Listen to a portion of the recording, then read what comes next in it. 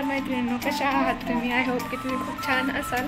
तर आज मी सकाळी लवकर उठले होते कारण आम्ही आज गावाकडे जाणार आहे. सगळी तयारी करून ठेवली आणि लाडूचे पप्पा कामून आल्याच्या नंतर आम्ही गावाकडे जाणार आहोत. तर तुम्हाला आजचा व्हिडिओ पूर्ण गावाकडचा दिसेल.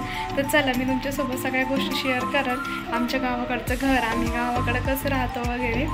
तुम्ही व्हिडिओ कंटिन्यू करा.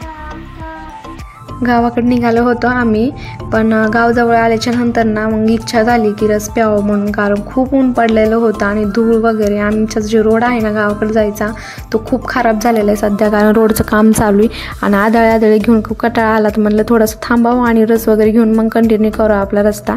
तर जवळच आलेलं होतं आमचं गाव म्हणून म्हटलं थांबा आता रस घेऊनच जाऊ आपण.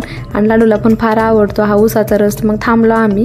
मी तिकडे चिप्सचे पाकिट वगैरे घेत होते, तो पण ह्यांनी माझा व्हिडिओ शूट केला होता. बघा माझा अवतार कसा आहे ते. आणि आम्ही जिथं थांबलो होतो ना रस प्यायला, तिथं छान मस्त त्या लोकांनी झोका पण बांधलेला होता. त्या झोक्याचा आनंद लहान लेकरासाठीच होता, पण तिथं आम्ही पण आनंद घेत होतो त्या झोक्यावर बसून, कारण लाडूला एकट्याला बसता येत नाही झोक्यावर. त्यांना कंटाळा आल्यानंतर मग मी बसले आणि आम्ही तिथं खूप एन्जॉय केलं. खूप म्हणजे 10-15 मिनटं थांबलो आम्ही जवळपास तिथं त्या झोक्या खेळण्यामध्येच. आणि तुम्ही बघू शकता मैत्रिणी, हे जे झाड आहे ना ते वडाचं आहे. खूप वर्षापूर्वीचं जुनं झाड आहे ते. त्याची म्हणजे फाट्या वगैरे खूप मोठं लांब आहे. त्याची सावली पण खूप छान पडते आणि त्याचा मस्तपैकी ह्यांनी यूज केलेला आहे. कमी खर्चात त्यांनी हा रसमंदीचा सेटअप केलेला दिसतोय. तर खूप छान वाटत होतं ते. पहिल्या काळातल्या लोकांनी लावलेलं झाड असं कदाचित मोठं वृक्ष होतं ते. तर आम्ही मग तिथे एन्जॉय वगैरे केला आणि म्हणलं चला निघा आता, कारण उशीर होत होता आम्हाला घरी जाण्यासाठी. तर आम्ही निघालो मग आता घरी, आणि घरचे लोक पण वाट बघत होते. आणि मी घरी पोहोचण्याच्या पहिलेच आमच्या सासूबाईंना स्वयंपाकाला चालू केलेलं होतं. खरंच अशी सासू भेटायला खूप नशीब लागतं. माझी सासूबाई कधीच माझी कामासाठी वाट बघत नाही की ती येईल स्वयंपाक वगैरे करेल असं. मी जायच्या पहिलेच त्यांचं कधी पण रेडी असतं. तसं घरी गेल्यावर पण त्या कधी काही काम सांगतच नाही, त्याच मनाने सगळं करून घेता. तर म्हणजे माझ्या आईची आठवण यावं असं ते कधीच माझ्यासोबत वागत नाही. तर मग रात्री व्हिडिओ कंटिन्यू करता नाही आला, तर मग हा दुसऱ्या दिवशीचा व्हिडिओ आहे. आम्ही जेवण वगैरे केलं आणि शेताकडे निघालेलो होतो, कारण खूप दिवसापूर्वी आम्ही शेतात गेलेलो. म्हणलं चला आता शेतात तुमचं बघून येऊ काय काय आहे ते शेताकडं. आणि थोडंसं भाजी वगैरे होती, मग ते पण घेण्यासाठी आम्ही गेलो. आणि तो मैत्रिणी हे तुम्ही सगळं बघताय ना, तर हा आमचा तांडा आहे.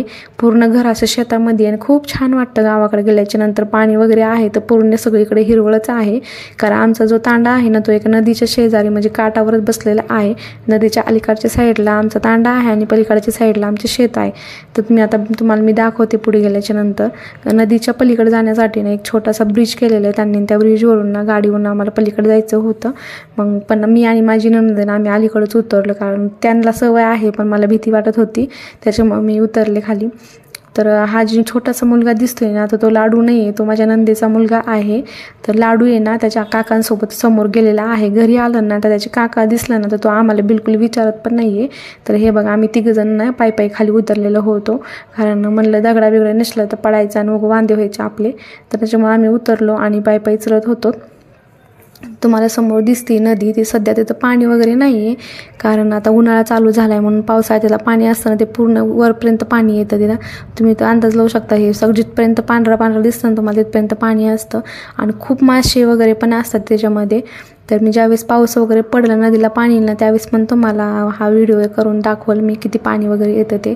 आणि ती पलीकडच्या साईडला जी झाडी दिसती ना तिकडं आमचं शेत आहे. माझी नणंद पुढे गेलेली, मीच तिथं उभा राहून शूट वगैरे घेतो. मित्र आणि मैत्रिणींनो, जर तुम्हाला लिंकमधून माझ्या चॅनलला सबस्क्राईब करायला काही प्रॉब्लेम येत असेल ना, तर तुम्ही यूट्यूब चॅनलला जाऊन तिथं सुजाता डेली लाईफ असं सर्च करा. तिथं माझं चॅनल येईल आणि माझ्या चॅनलला सबस्क्राईब करा.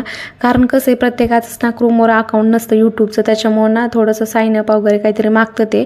तर तुम्ही मग तसं सर्च करून मला सबस्क्राईब करू शकता, कारण तुमच्या सपोर्टची मला खूप गरज आहे. तुम्ही कालच्या व्हिडिओला खूप छान सपोर्ट केला, तसंच मला माझ्या चॅनलला सबस्क्राईब करून मला सपोर्ट करा. तर इथे बघा मस्तपैकी गहू आता सोंगायला आलेला आहे.